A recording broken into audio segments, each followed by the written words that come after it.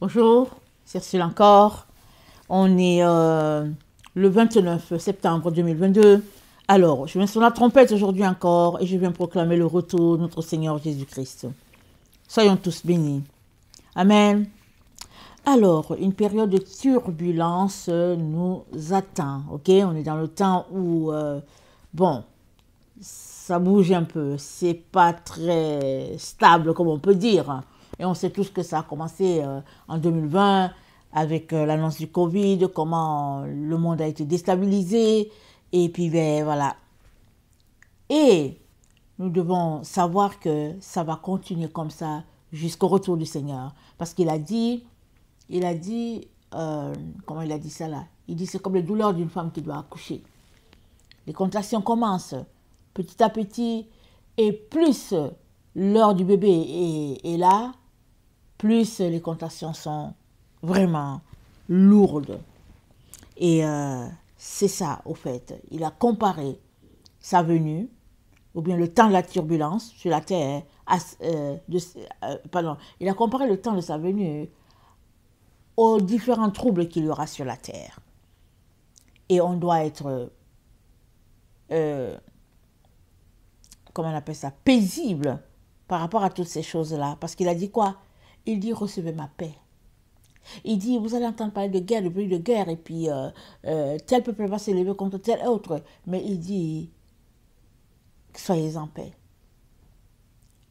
Soyez en paix. On est appelé à demeurer dans la paix, dans cette situation-là. Et qui dit paix, dit avoir effectivement Jésus en soi. Parce que Jésus, c'est lui la paix. C'est Jésus qui assure la paix. Jésus-Christ, quand il est en toi, il te donne la paix et puis c'est tout. Alors, nous sommes appelés à passer par une période de turbulence et nous sommes appelés à demeurer dans la paix. Et l'autre élément qui est très important, nous sommes appelés à souffrir. On n'aime pas souffrir, n'est-ce pas? En tant qu'humain, on n'aime pas souffrir. Et puis bon, ça se comprend. Mais Jésus-Christ nous a dit que lui, en tout cas, la souffrance fait partie de la marche avec lui.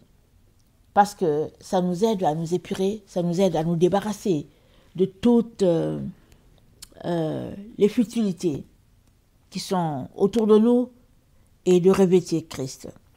Alors, dans 1 Pierre 3, le verset 15, c'est dit, mais sanctifiez dans vos cœurs Christ le Seigneur, étant toujours prêt à vous défendre avec douceur et respect devant quiconque vous demande raison de l'espérance qui est en vous, et ayant une bonne conscience, afin que là même où il vous calomnie, comme si vous étiez des malfaiteurs, ceux qui décrient votre bonne conduite en Christ soient couverts de confusion. Car il vaut mieux souffrir, si telle est la volonté de Dieu, en faisant le bien qu'en faisant le mal. Christ aussi a souffert, une fois pour tout, une fois pour les péchés, lui juste pour les injustes, afin de nous amener à Dieu, ayant été mis à mort quant à la chair, mais ayant été rendu vivant quant à l'esprit, dans lequel aussi il est allé prêcher aux esprits des morts, aux esprits en prison, qui autrefois avaient été incrédules lorsque la patience de Dieu se prolongeait au jour de Noé, pendant la construction de l'arche, dans laquelle un petit nombre de personnes, c'est-à-dire 8, furent sauvées à travers l'eau. Alors, nous sommes informés que Christ a souffert. Et nous sommes encouragés à ne pas refuser la souffrance. Justement, le fait de refuter la souffrance nous enlève du chemin de Jésus, au fait. Alors, souvent on est dans une situation et la situation est telle que on doit souffrir. Prenez l'exemple de Job. Mais nous, on a les moyens. On a tout ce qu'il faut. On dit, je ne veux pas souffrir. Non, je ne veux pas être là. On dit, non, je veux rentrer à la maison. Je souffre trop ici, je veux rentrer à la maison, je veux rentrer chez mes parents. Ok, tu es soulagé. parce que tu rentres dans la maison de papa et maman. Mais au fait, tu n'as pas avancé. Parce que tu as besoin de passer par tes souffrances. Parce que chaque souffrance ouvre la porte à un autre niveau de marche avec le Seigneur. Il est donc très important qu'on puisse travailler, amen, de manière à laisser Dieu être Dieu dans nos différentes vies. Il est très important. Dans le verset 15, il s'est dit de sanctifier dans nos cœurs Christ le Seigneur, étant toujours prêt à nous défendre avec douceur et respect devant quiconque vous demande raison de l'espérance qui est en vous. On doit toujours être calme. On doit être tranquille. Et dans 2 Pierre, pas 2 Pierre, dans 1 Pierre 2, dans 1 Pierre 2, le verset 1 c'est dit, rejetant donc toute malice et toute ruse, la dissimulation, l'envie et toute médisance, désirez comme les enfants nouveau-nés le lait spirituel et pur, afin que par lui vous croissiez pour le salut. Si vous avez goûté que le Seigneur est bon, approchez-vous de lui, pierre vivante, rejetée par les hommes, mais choisie et précieuse devant Dieu. Et vous-même, comme des pierres vivantes, édifiez-vous pour former une maison spirituelle, un saint sacerdoce, afin d'offrir des victimes spirituelles agréables à Dieu par Jésus-Christ. Car il est dit dans l'Écriture, voici, je mets en Sion une pierre angulaire choisie, précieuse, et celui qui croit en elle ne sera point confus. L'honneur est donc pour vous qui croyez. Mais pour les incrédules, la pierre qu'ont rejeté ceux qui bâtissaient est devenue la principale de l'angle, et une pierre d'achoppement, et un rocher de scandale. Et ils s'y heurtent pour n'avoir pas cru à la parole, et c'est à cela qu'ils sont destinés.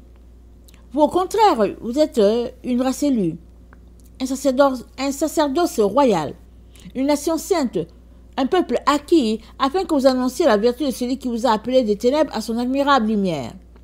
Vous qui autrefois n'étiez pas un peuple, et qui maintenant êtes le peuple de Dieu, vous qui n'avez pas obtenu miséricorde, et qui maintenant avez obtenu miséricorde. Amen. Donc, nous sommes appelés à rejeter malice, souillure, ruse, jalousie, médisance, toutes les voies du monde qui nous conduisent dans les ténèbres, nous devons les laisser. À tout prix. Parce que tout ce qui est énuméré ici, là, ça c'est des ténèbres. Et ça commence par quoi? Ça commence par ton dégoût de ta propre vie. Si tu n'es pas dégoûté de ta vie, tu ne peux pas te mettre à faire la volonté de Dieu. Tu as besoin d'être dégoûté de ta propre vie.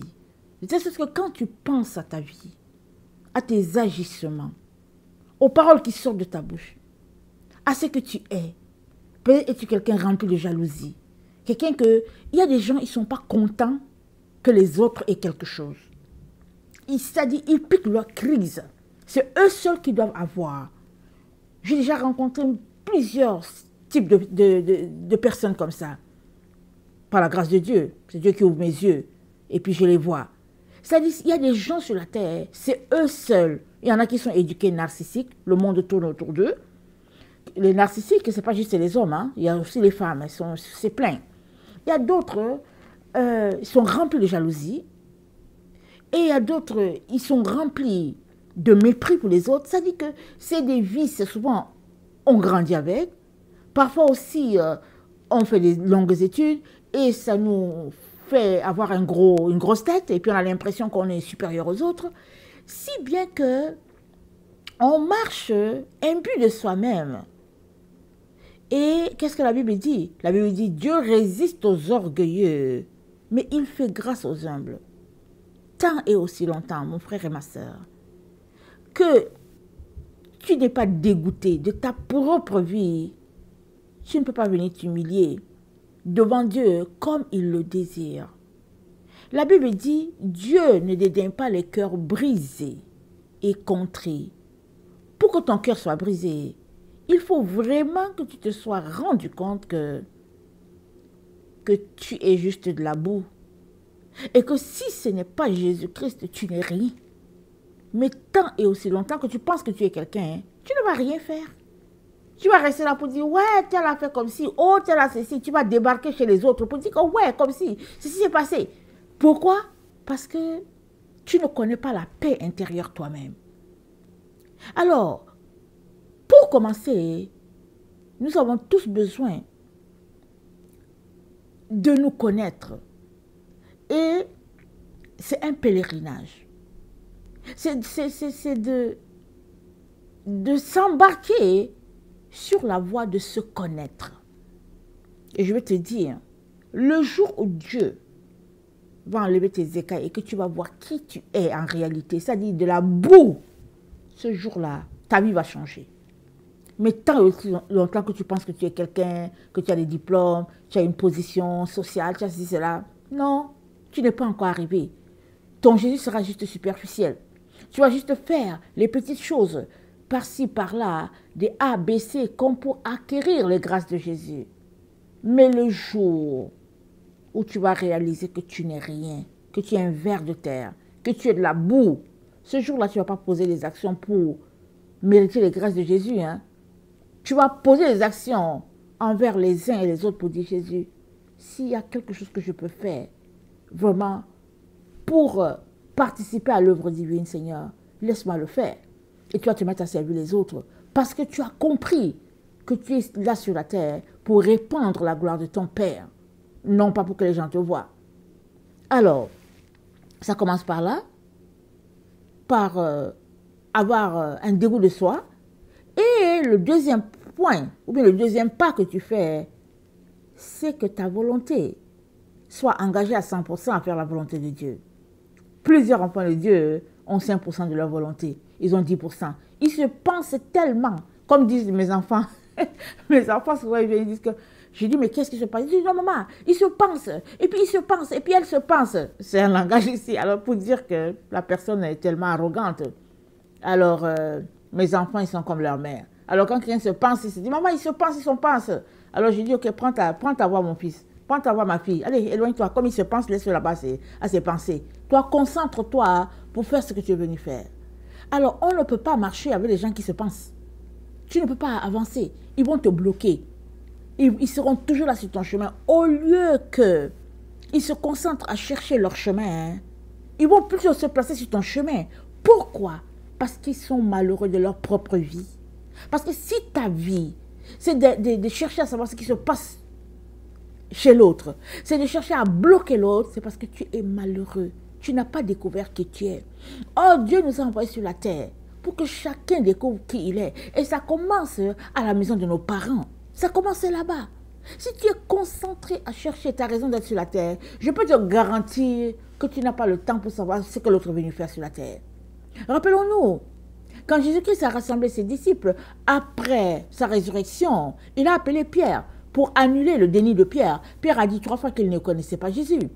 Alors Jésus-Christ a aussi demandé à Pierre 3 fois, Pierre, m'aimes-tu? Pierre a dit, Seigneur, tu sais que je t'aime. M'aimes-tu, m'aimes-tu? Et la 3e fois, Pierre était attristé de ce que Jésus-Christ lui a demandé.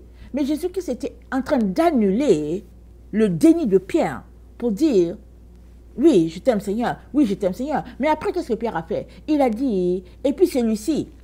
Pierre voulait savoir qu'est-ce qui va arriver à Jean. Jésus-Christ lui a dit, ça ne t'intéresse pas, ça ne te regarde pas. Et effectivement, ça ne regarde pas Pierre. Chacun doit se concentrer à ce que Dieu lui a donné.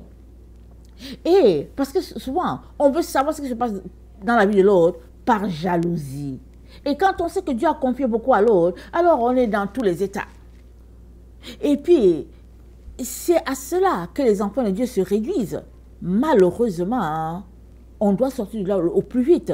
Parce que si tu es rempli de jalousie, d'aigreur envers ton frère, ta soeur, mais tu vas avancer comment?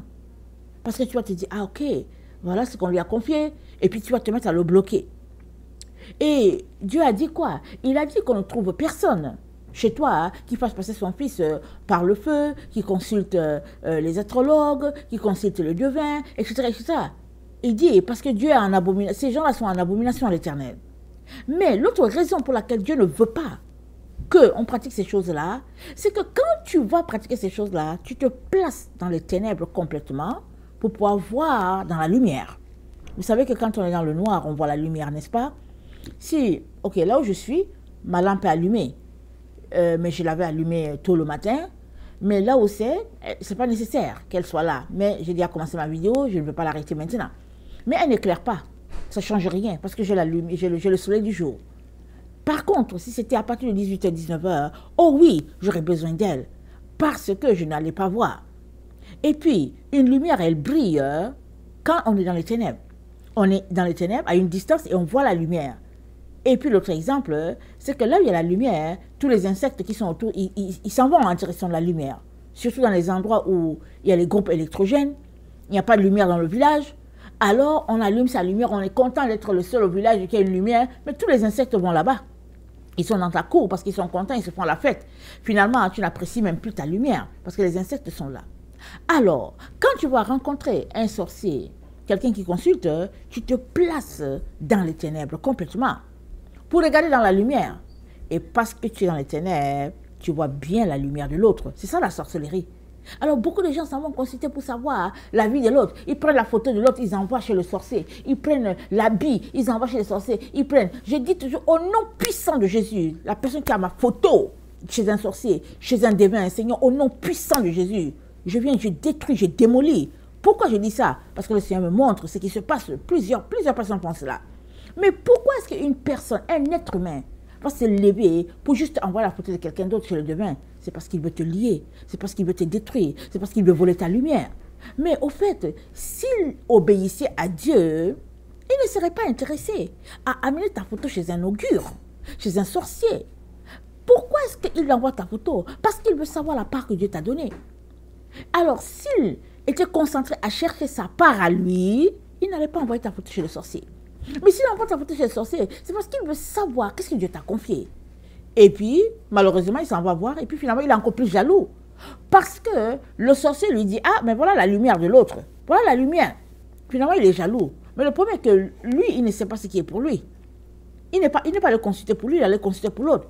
Et puis, à partir du moment où il consulte pour lui, il vient aussi de mettre la main du sorcier ou bien la main du diable sur sa propre vie. Mais ce qui est dommage dans tout cela, c'est que il prend exemple la photo de quelqu'un, l'habit de quelqu'un, il envoie cela, chez le sorcier. Qu'est-ce qu'il est en train de faire? Il est en train de dire au diable, viens, étends ta main sur l'habit de cette personne-là, à qui cette personne-là, cette photo-là, étends ta main. Donc il est en train de prendre cette personne-là qui est dans la pureté, en train de l'envoyer chez le marabout. Mais dans le monde spirituel, tout se sait. Alors, les esprits méchants savent que ce n'est pas la personne elle-même qui a amené sa photo chez le sorcier. Elles savent que c'est son ennemi qui a envoyé la photo. Alors, rappelez-vous dans Samuel, le roi Saül voulait à tout prix tuer le roi David. Ben, le roi David. David avait été roi, mais il ne pouvait pas parce que Saül était jaloux. Saül voulait tuer David. Alors, pendant qu'il se faisait la guerre, plus d'une fois David a été proche de l'endroit où se trouvait le roi Saül et David pouvait le tuer. Les gens ont dit à David, tue-le. David a dit, loin de moi de mettre la main sur, loin de l'Éternel. David a refusé de tuer le roi Saül. Mais à un moment donné, dans le combat, quand tout était intense, le roi Saül est allé consulter une femme. Alors qu'Israël avait déjà détruit ce type de personnes-là, les sorciers. Israël avait nettoyé, parce qu'Israël n'était plus dans les pratiques nébuleuses. Alors, Israël avait déjà chassé ce type de personnes-là, mais il y avait quand même une femme là-bas que les gens consultaient. Alors, le roi Saül est allé consulter l'esprit du prophète Samuel. Alors, la femme ne savait pas. Le roi Saül vient, il s'est caché. Okay? Il s'est caché, il s'est maquillé, de telle sorte que la femme ne savait pas que c'était le roi. Okay? Alors, il est venu consulter et l'esprit de Samuel est sorti de son état de dormance, si on peut le dire ainsi, et il a dit, mais pourquoi me réveilles-tu? C'est là que la femme a su que celui qui était là, c'était le roi Saül. Elle a dit au roi Saül, mais pourquoi tu m'as fait ça? Elle dit, mais pourquoi tu m'as fait ça? Pourquoi tu ne m'as pas dit? Pourquoi? Parce qu'elle-même, elle est en danger de consulter le mort. Et en plus de cela, c'est grave parce qu'elle est allée consulter l'esprit du prophète de l'Éternel. Alors, on peut se demander, mais comment est-ce que c'est possible? Parce que le roi Samuel est mort. Alors, comment se fait-il que Dieu permette qu'on puisse consulter son esprit? Alors, Dieu n'a pas permis. Dieu a dit, ne faites pas. Mais les gens continuent de faire ça. De toute manière, Samuel lui dort. Il n'a rien à voir dedans. Mais c'est la personne qui a les consulter qui a quelque chose à voir là-dedans. Alors, plusieurs enfants de Dieu sont dans ces choses-là, ces pratiques-là. Ils vont consulter l'horoscope, ils vont consulter, je ne sais pas, Maïkari. Ils sont dans toutes sortes d'histoires. Et en plus, là, si tu as grandi dans une famille où les gens partaient toujours chez le marabout, c'est grave pour toi. Alors, moi, j'ai grandi dans un milieu de musulmans. Et puis, les musulmans, hein, c'est une pratique. Il faut qu'ils aillent consulter. Pour quelque chose, ils vont aller consulter. Ils vont écrire les amulettes, ils vont les accrocher à leur cou. Pour une raison X. Je ne connais pas leur raison. Pour une raison X. Tu grandis dans un environnement comme ça, tu comprends qu'ils ont envoyé ton esprit, ta vie chez le sorcier. Alors, quand tu viens à Jésus-Christ, à un niveau de ta maturité, tu dois aller briser toutes ces histoires-là parce qu'elles te retiennent dans le monde des ténèbres. Elles te tiennent captive. Maintenant, tu peux dire, oui, ce n'est pas de ma faute. Mais le problème est que si tu marches vraiment avec Jésus, tu dois arriver à un niveau de maturité tel que tu dois savoir que tu as des blocages dans ta vie et tu as besoin d'aller te délivrer.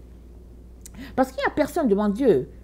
Il n'y a personne qui dira un jour à Dieu, oh non, mais c'est mon père qui m'a fait ça. Oh non, mais c'est ma mère. Parce que Dieu va poser des questions à ton père et ta mère. Mais à toi, il va dire, qu'est-ce que tu as fait? Qu'est-ce que tu as fait pour te délivrer? Puisque ton père et ta mère t'ont fait ça. Oh non, je ne savais pas. Mais tu as passé ta vie à quoi? Pour ne pas savoir qu'à un moment donné dans ta vie, on t'a lié. Parce que Dieu est tellement bon qu'il va te le révéler. Il va te révéler le blocage qu'il y a dans ta vie.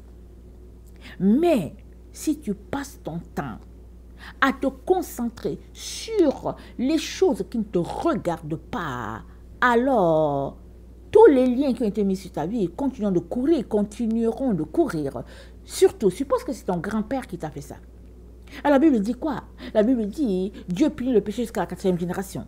Alors suppose que ton grand-père t'a fait ça, ça veut dire que ton grand-père t'a lié, ton père, il est la 2e génération, toi tu es la 3e, ça veut dire que jusqu'à ton fils, il va subir ces foudres-là. À moins que toi qui es la 3e génération, tu te concentres à briser les liens de sorcellerie, de divination sur tes enfants, cela va tomber sur eux. Tu es appelé. Mais malheureusement, on a grandi dans un environnement dit, entre guillemets, chrétien. Alors on pense qu'on vient à un stade de football, on a les mains dans les poches. Alors ils ont fixé un dimanche qui est là en disant que oui, c'est le sabbat. Et puis finalement, on est là, on se dit, oui, Jésus m'a sauvé, alléluia. Mais on chante, on saute et puis on s'en va. Mais malheureusement, ce n'est pas ça la vie chrétienne. La vie chrétienne, c'est une vie de communion avec Dieu, mais c'est une vie où tu es appelé à briser les liens sur ton chemin. Pourquoi? Parce que chacun est appelé à emprunter le petit chemin étroit, serré. C'est ça le petit chemin. La porte étroite et le chemin serré. Alors, tu prends déjà la porte, qui est déjà, elle est déjà étroite, et c'est Jésus. Et dans cette porte étroite-là, se trouve le chemin que tu as appelé à emprunter. Et il est serré. Et chaque jour, il se sert davantage. Plus tu approches de Dieu, plus il se sert davantage de telle manière que finalement, quand tu entreras dans la présence de Dieu, la porte sera telle que ton corps se frottera à la porte pour que tu entres. Question de, c'est imagé, hein? C'est question de dire que toi et moi sommes appelés à nous dépouiller complètement des œuvres des ténèbres, afin que dans cette zone de turbulence, nous puissions demeurer dans la lumière.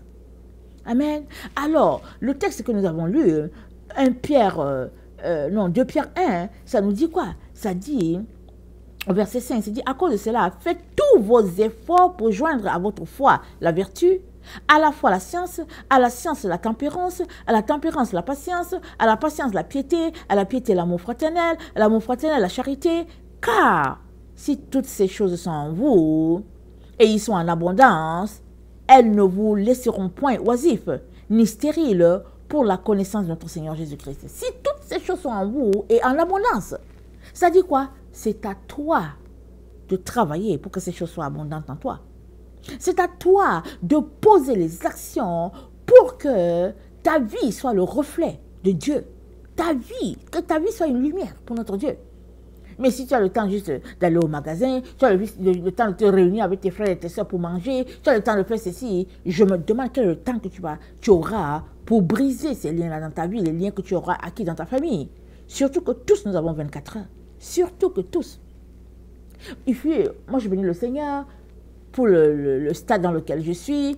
Il a dit, bon, Dieu m'a donné 8 enfants par sa grâce, ils sont matures, ils ont grandi, et puis je me concentre à leur inculquer la parole de Dieu comme j'aimerais, ou bien comme cela se doit, par la grâce de Dieu. Mais il fut un temps où j'étais dans mes maternités, et c'était tellement pénible, surtout que tout le monde a juste 24 heures. Et dans les maternités, je me rappelais que je disais toujours au Seigneur, oh Seigneur, si j'avais juste 2 heures de plus, parce qu'il y avait 24 heures. Et je n'arrivais pas à faire tout, parce que souvent, j'arrivais pour pouvoir prier ou bien lire ma Bible, mais je n'étais pas capable, c'est tout, parce que c'était le ventre qui était roi, alors soit j'avais des douleurs par-ci, soit je n'étais pas capable. Et chaque fois, je disais toujours, Seigneur, oh Seigneur, si moi j'avais juste 26 heures, et Seigneur, si j'avais 2 heures de plus, Seigneur, si j'avais 1 heure de plus. Mais aujourd'hui, je suis libérée du fardeau de porter un bébé, mais toujours est-il que 24 heures, ce n'est pas suffisant non plus. Pourquoi je dis ça? Parce que c'est à chacun de gérer son temps. Qu'est-ce que tu places comme priorité? Alors, tout le monde a 24 heures. Tout le monde. L'enfant a 24 heures, l'adulte a 24. Celui qui travaille dans un endroit séculier, il a 24 heures. Toi qui es à la maison, tu as 24 heures. Comment gères-tu tes 24 heures de telle manière que Dieu soit roi? Dieu soit l'autorité. Dieu soit celui-là qui est en priorité dans ta vie. Comment gères-tu cela? Parce que la différence dans ce temps de turbulence sera vue dans les 2 groupes de personnes. C'est-à-dire, chacun va se retrouver à faire ce qu'il a toujours fait. Vous vous rappelez quand ils ont annoncé le Covid, ils ont interné l'humanité, et je me rappelle qu'il y avait plusieurs gens qui se plaignaient du fait qu'ils étaient à la maison. Ils se plaignaient. Ah, mes enfants et moi, c'était le meilleur temps de notre vie. J'étais tellement heureuse. Vraiment, je ne sais pas comment l'exprimer. Mes enfants aussi, on se disait, c'est pas possible qu'on ait ce temps-là. C'était le temps où on priait le plus. Et puis, on faisait plus des activités manuelles. Et on était vraiment heureux. Quand ils ont annoncé que l'école reprenait ou quoi que ce soit, que la société reprenait, on se disait, oh non. Si la vie, c'était juste d'être chez soi, de gérer ses 24 heures, de passer son temps dans sa Bible, dans la prière, intercéder pour les uns et les autres. En tout cas, mes enfants et moi, c'était le meilleur temps de notre vie. On se disait toujours, oh Seigneur, et qu'est-ce que ça a fait? Ça nous a donné un avant-goût du ciel. On s'est dit, mais comment ça sera au ciel? Alors, tout cela pour dire que nous sommes ouvriers avec notre Dieu dans la moisson. Amen. Nous sommes l'édifice de Dieu. Nous sommes le temple de Dieu. C'est ça qui est dit dans 1 Corinthiens 3. Je vais lire. Et puis, pour faire un lien avec le texte de Pierre que nous avons. Amen. Alors, c'est 1 Corinthiens 3, le verset 16. Ça dit ceci. Ne savez-vous pas que vous êtes le temple de Dieu et que l'Esprit de Dieu habite en vous? Si quelqu'un a détruit le temple de Dieu, Dieu le détruira, car le temple de Dieu est saint et c'est ce que vous êtes. Que nul ne s'abuse lui-même. Si quelqu'un parmi vous pense être sage, selon ce siècle, qu'il devienne fou, afin de devenir sage, car la sagesse de ce monde est une folie devant Dieu. Aussi est-il écrit, il prend les sages dans leur ruse. Et encore, le Seigneur connaît les pensées des sages, il sait qu'elles sont vaines. Que personne donc ne mette sa gloire dans les hommes, car tout est à vous. Soit Paul, soit Apollos, soit Céphas. Soit le monde, soit la vie, soit la mort. Soit les choses présentes, soit les choses à venir. Tout est à vous, et vous êtes à Christ, et Christ est à Dieu. Donc, nous sommes le temple de Dieu, et c'est dit que nul ne s'abuse lui-même, pensant qu'il est quelqu'un, pensant qu'il est sage, pensant qu'il a des diplômes, pensant qu'il a un poste, que nul ne s'abuse. Parce que c'est comme ça que tu te vois, tu t'abuses toi-même. Tu t'abuses. Et finalement, tu seras pris dans le tourbillon qui est là sur la terre. Mais tu dois plutôt te regarder comme rien, parce que c'est bien écrit, Dieu connaît les pensées des sages, il sait qu'elles sont vaines. Que personne donc ne mette sa gloire dans les hommes, car tout est à vous, tout est à toi. Dieu a tout acquis pour toi. Tu as besoin de te concentrer à rendre ton temple, c'est-à-dire ton corps, propre, nickel pour l'œuvre de Dieu. Quand on pense que à l'heure où nous sommes, où Jésus-Christ est annoncé et qu'il y a des enfants de Dieu qui vivent dans la fornication, l'adultère, qui vivent dans toutes sortes d'abominations, on se demande bien, mais quel Jésus servent-ils? Mais ils te diront, ils sont sous la grâce. Ils te diront, Jésus m'a sauvé, le sang de Jésus me couvre. Ils viennent s'asseoir et disent, Jésus, merci pour ton sang qui me lave.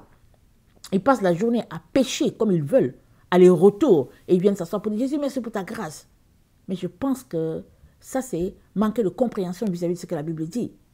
Parce que Pierre nous dit, pour retourner au texte de Pierre 1, Pierre nous dit, faites tous vos efforts pour joindre à votre foi la vertu, à la vertu la science, à la science la tempérance, à la tempérance la patience la piété, à la piété l'amour fraternel, à l'amour fraternel la charité. Car si toutes ces choses sont en vous, et y sont en abondance, elles ne vous laisseront point oisifs, ni stériles pour la connaissance de notre Seigneur Jésus-Christ. Alors, moi, je viens nous encourager, mes chers frères et chères sœurs, je viens nous encourager à réaliser qu'on est complètement à la fin. Même s'il y a quelqu'un qui vient te dire que ce n'est pas ça, ça ne change rien. Moi, il y a des gens qui m'ont déjà interpellé pour me dire que ce n'est pas ça. C'est-à-dire que je vis toutes sortes d'histoires, mais ce n'est pas grave. Ce qui est important, c'est que parce que le Seigneur t'annonce quelque chose, il est important que tu annonces aux autres. Ceux qui vont le prendre vont se préparer et les autres, ils vont attendre le second tour. Parce qu'on est dans le temps de la moisson. On est dans le temps où la première récolte va se faire. Alors je vous encourage à aller regarder Apocalypse 14, à partir du verset 14 jusqu'au 16. On est dans ce temps-là. Il y a une première récolte qui est sur le point de se faire. Alors, es-tu prêt? Es-tu prêt à la récolte? Ou bien fais-tu partie de ceux-là qui ont été trompés, tronqués, et puis qui pensent que c'est plus tard, et puis ils sont entrés dans le tourbillon de la vie. Il y a plusieurs enfants de Dieu ici qui aiment vivre. Ils aiment leur propre gloire. Quand ils se regardent, ils sont quelqu'un parce qu'ils ont un poste, parce qu'ils ont une situation, parce qu'ils ont une voiture, parce qu'ils ont une maison, parce que ils ont un cheval, ils ont un bateau. Ils se voient par rapport aux choses. Mais toutes ces choses-là, c'est rien. Par rapport à ce que Dieu a mis en réserve pour toi, si tu marches selon sa volonté. Mes enfants me disent toujours, maman, mais qu'est-ce qu'on va faire avec toutes ces choses-là que Jésus-Christ a mis en réserve pour ceux-là qu'il aime? Et moi, je leur dis toujours, vous savez pourquoi vous posez cette question-là? C'est parce que nous vivons avec le minimum. C'est-à-dire que nous vivons avec ce que Dieu nous a donné. On ne manque de rien.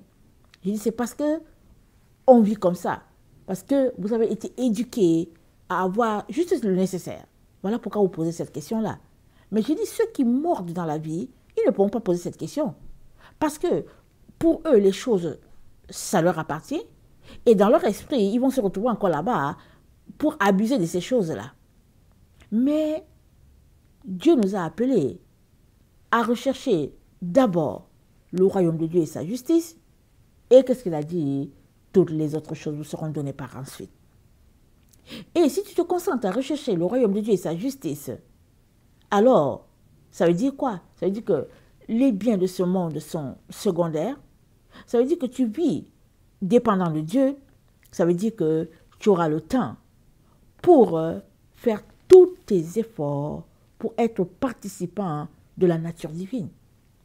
Ce n'est pas rien, être appelé participant de la nature divine. Et Pierre nous apporte cette révélation-là. Dieu a créé Adam et Ève, il les a intéressés à venir participer avec lui à la création. C'est pourquoi il les a placés dans le jardin d'Éden, pour qu'ils développent ça et puis bien voilà, qu'ils le rendent glorieux, que la gloire de Dieu soit répandue sur tout le monde. Mais eux, ils ont laissé quelqu'un venir leur voler leur place. Gloire à Dieu, Jésus est venu, il a tout racheté. Mais il est très important qu'on ne commette pas jour après jour l'erreur d'Adam, l'erreur d'Ève. Il est très important qu'on saisisse que nous sommes participants de la nature divine et on doit sortir de toutes ces choses dans ce monde afin effectivement de participer à cette nature divine-là. De telle sorte que dans ce temps de turbulence, qu'on soit pris vraiment, quand Jésus-Christ viendra, sortir ceux-là qu'il aime de ce grand tourbillon, de cette détresse qui va s'abattre sur le monde. Amen. Que le Seigneur bénisse sa parole. Je vous aime beaucoup et Dieu davantage. Maranatha, Jésus revient. Amen et Amen.